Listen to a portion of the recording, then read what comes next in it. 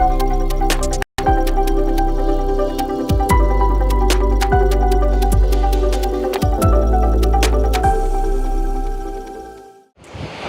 and welcome to Planet Pulse on Firstpost.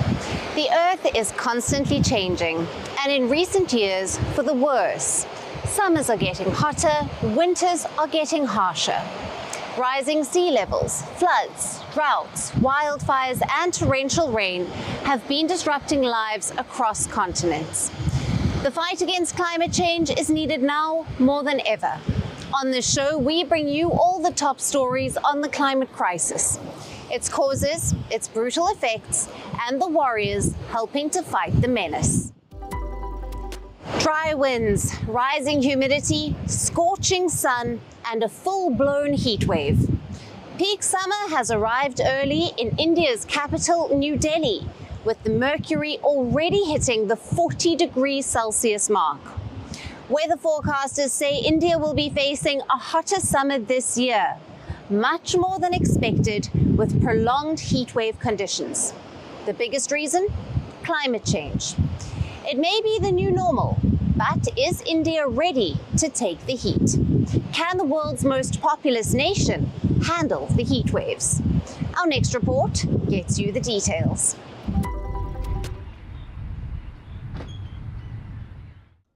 It's almost mid-April. What's supposed to be a blooming spring season has turned into peak summer in India's capital, New Delhi, already.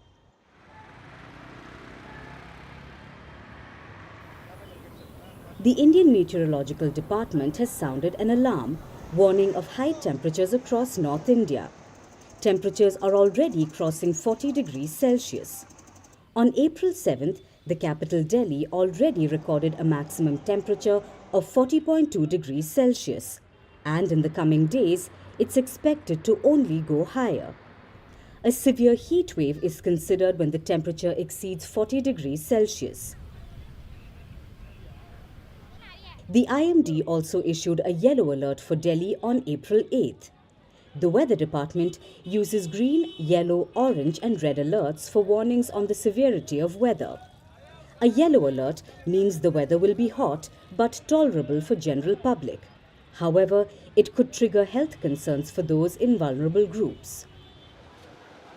Heat stress can cause anything from basic dizziness and headaches to organ failure and death. Heat waves can also strain infrastructure such as power grids and transportation systems. North India is already facing extreme heat, and signs for the coming days are not good either. The Weather Office says most parts of the country will see above normal maximum temperatures. Not just this, the number of extreme heat wave days shall also increase. India usually witnesses 4 to 7 heat wave days between April to June, but officials say that at least 10 heat wave days could be expected. So the heat waves aren't just coming early but also lasting longer. Why? There's one main reason: climate change. The long-term increase in Earth's average temperature is primarily driven by human activity like burning fossil fuels, deforestation, and industrial processes, among others. All of it contributes to the frequency and intensity of heat waves. How? Because it adds enormous amount of greenhouse gases to those naturally occurring in the atmosphere. This leads to more heat being trapped near the Earth's surface, causing global temperatures to increase and making heat events more likely. India sweltered through its longest ever heat wave in 2024, with temperatures frequently passing 45 degrees Celsius. And the highest, recorded in Rajasthan, went up to 50.5 degrees Celsius. There were a total of 554 heat wave days in all states combined. The government says at least 161 people died of a heat stroke across the country last year. According to the World Health Organization, heat kills a minimum of 500,000 people every year.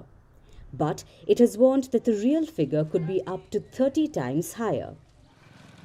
The Indian Meteorological Department has called to devise heat action plans. These are used during extreme heat waves to coordinate response and to combat the impact of heat. They involve some low-cost, easy solutions like the creation of shades in public spaces, boosting the availability of water, distribution of oral rehydration solutions, or shifting timings for schools and offices. While these measures are said to have been effective, with the mercury rising, India currently requires a speedy solution before the situation gets out of hand. The White House is preparing to make waves. However, this time, it's in the deep sea. President Donald Trump is considering an executive order that would let the US companies mine the ocean floor in international waters without going through the United Nations. The plan will also allow firms to fast-track permits through a US agency instead, bypassing a global review process which is still under debate. With critical minerals like nickel, copper, and cobalt at stake, the move reflects the Commander-in-Chief's America First push to control key resources. But the idea is already drawing global backlash, raising legal questions and environmental concerns about mining, which is one of the Earth's least explored frontiers. More details in our next report.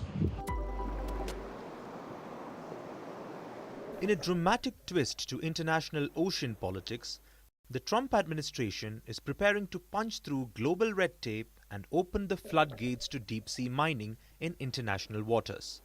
The executive order, which is still under wraps, would let US firms bypass United Nations oversight and mine the ocean floor through a domestic shortcut, triggering fury from allies and rivals alike. At the center of the plan is the Metals Company, a Canadian firm backed by mining giant Glencore. The company is eyeing the Clarion-Clipperton Zone, an abyssal plain 2.5 miles beneath the Pacific, rich with nickel, cobalt and copper. The TMC has already poured hundreds of millions of dollars into exploration and wants to start commercial mining by 2027. But why the rush?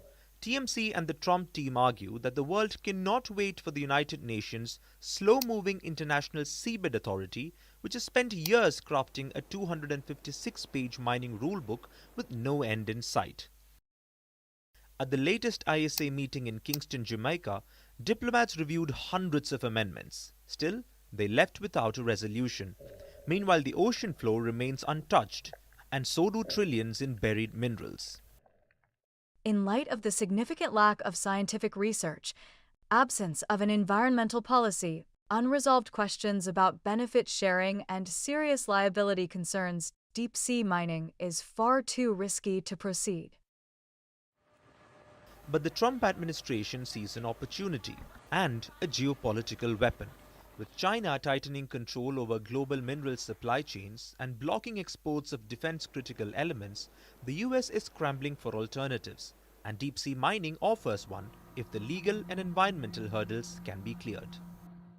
Any unilateral action would constitute a violation of international law and directly undermine the fundamental principles of multilateralism, the peaceful use of the oceans, and the collective governance framework.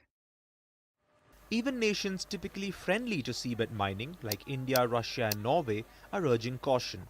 They fear the US could upend years of delicate diplomacy and flood the market with cheap metals, undercutting their own plans. But the TMC sees things differently.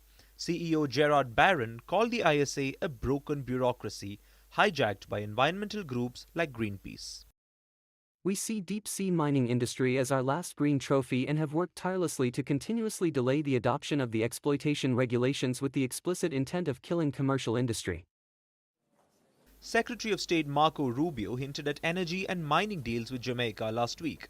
And behind the scenes, the metals company has been meeting with Trump officials and Congress, pushing for the green light. With the next ISA negotiation set for July 2025, the world is bracing for a defining clash. Will the high seas remain a shared frontier or turn into a resource battlefield? The depths are silent for now, but a storm is brewing 2.5 miles beneath the waves. Move over petrol and step aside electricity, because the hottest new fuel in town is poop. Yes, you heard that right. In a bold move that combines speed, sustainability, and a strong stomach, UK engineers have built a hydrogen-powered race car that runs on sewage. It's called Waste to Race, and it's turning yesterday's flush into tomorrow's finish line. So if you've ever wondered what happens when climate innovation meets toilet humor, you're about to find out. Could your next race car be powered by poop? We're not talking about some lowbrow joke. This is real science. In a twist that no one saw coming, not even the local plumbers, a group of UK scientists have developed a hydrogen-powered race car that runs on sewage. Yes, the stuff you politely flush and forget could someday fuel a Formula-style speedster. This oddly brilliant idea came to the mind of a group of engineers at the University of Warwick in the UK. It's a part of the university's Waste to Race initiative. This is a push toward making motor racing more sustainable. The car runs on hydrogen extracted from sewage using a wastewater treatment process. Now, before you imagine a brown tank strapped to the back of the car, let's get some clarification. It's not a mobile toilet. We have a microbial electrolysis cell, which is actually used for cleaning wastewater. And so when the sewage goes through this process, microbes grown on a carbon fibre substrate will eat the sewage and produce hydrogen during that process. We have a number of sort of interesting materials on the car, from natural fibre composites to cellulose derived from some waste vegetables. Dr. James Meredith, the man behind this wonderfully whiffy idea, explained that the whole goal is to test as many green technologies as possible, starting with the power source and ending with, well, a wing mirror made from beetroot waste. Here we have a natural fibre and carbon fibre material, and you can see it's actually made up like a patchwork quilt of small pieces, because essentially there's a lot of post-industrial waste which normally would end up in landfill, but actually we can use it still to make valuable parts. But the innovation doesn't stop there. The car's steering wheel is made entirely from bio-based materials. The battery, rescued from a crashed car, and the chassis, a Frankenstein mix of leftover bits and recycled parts that otherwise would have ended up in a landfill. The idea is that one man's trash, or in this case sewage, could be another man's race day fuel.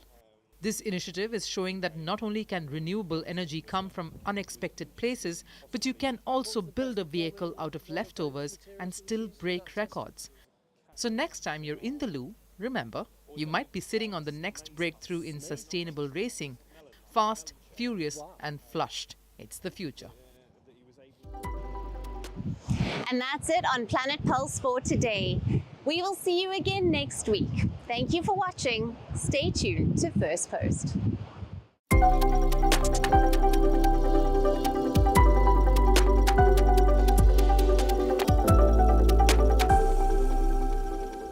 Greeting you with aloha and namaste. I love India. Presence, occupation of a territory by another country pertains to India, what we saw in Kashmir. How do you see Trump's America? Yes, the current administration behaves differently from the previous administration.